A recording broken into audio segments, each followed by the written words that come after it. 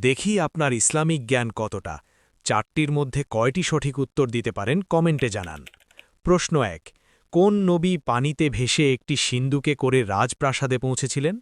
হজরত মুসা আলাইহিস্সালাম, হজরত ইউসুফ আলাইহিস্সালাম, হজরত নূহ আলাইহিস্সালাম। সঠিক উত্তর হজরত মুসা আলাইহিস্সালাম।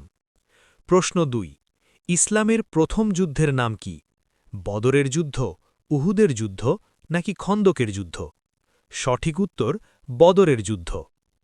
প্রশ্ন ৩। কোন নবী প্রথম নৌকা তৈরি করেছিলেন?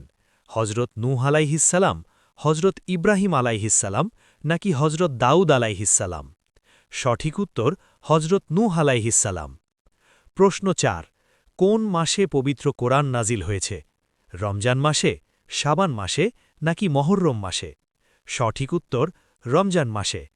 ইসলামিক জ্ঞান ছড়িয়ে দিতে ভিডিওটি লাইক ও শেয়ার করুন। নিয়মিত এমন ভিডিও পেতে সাবস্ক্রাইব করে সাথেই থাকুন এবং আপনার কয়টি উত্তর সঠিক হয়েছে তা কমেন্টে জানান।